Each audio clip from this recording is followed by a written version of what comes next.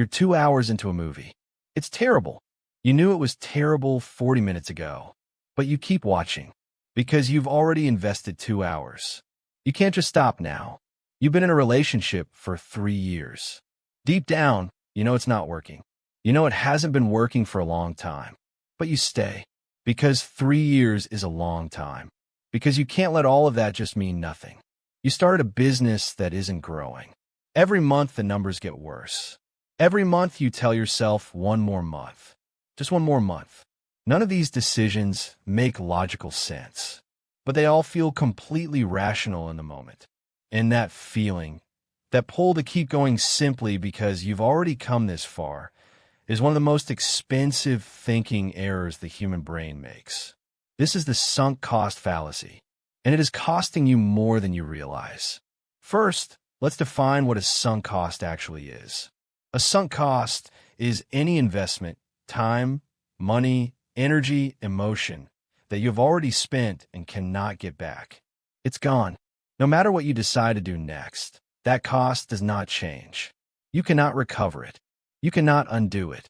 The money you spent on the gym membership you never used is gone whether you use it this week or not. The years you put into a career that makes you miserable are behind you regardless of whether you stay or leave.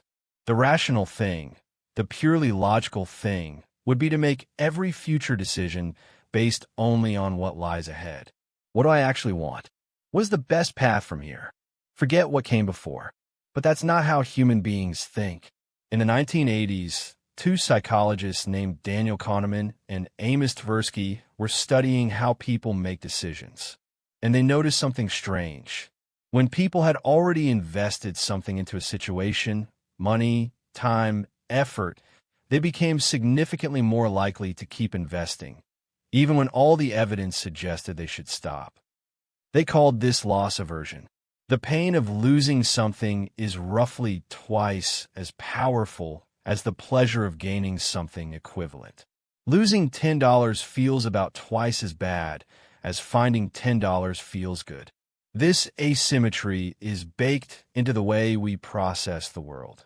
And the sunk cost fallacy is loss aversion pointed backwards at things we've already lost that we're still trying to unload.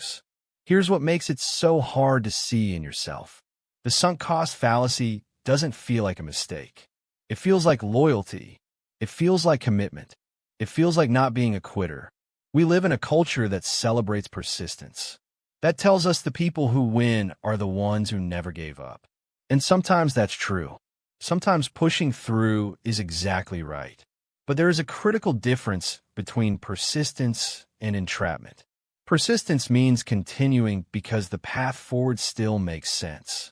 Entrapment means continuing because the path backward feels like failure. One is a strategy. The other is a trap. Think about every area of your life where you might be caught in this right now. The friendship that drains you every single time, but you've known each other for 15 years, so you keep showing up.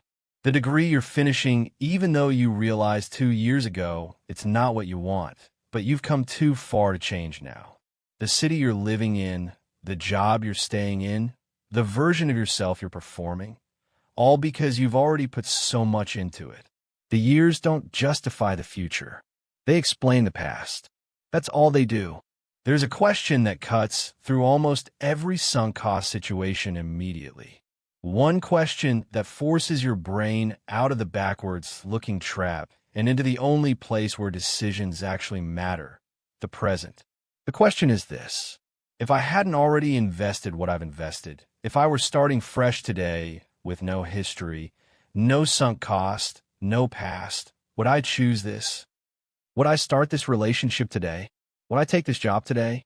Will I begin this project today, knowing what I know now? If the honest answer is no, then you already know what the sunk cost fallacy is doing to you. You're paying for a decision that the present version of you would never make. Letting go of a sunk cost is not admitting you made a mistake. Or rather, it is, but that's okay. Every person who has ever done anything meaningful has made expensive mistakes. The mistake was in the past. It is finished. It is done. The only question that matters now is what you do with the time that is still ahead of you. Every day you stay in something you've already decided is wrong is another day you're adding to the cost. Except this time, those days are coming out of your future, not your past. The past is not an investment that demands a return. It is simply what happened. You're not obligated to keep paying for it. And the moment you stop, the moment you actually let yourself put it down, you'll wonder why you carried it for so long.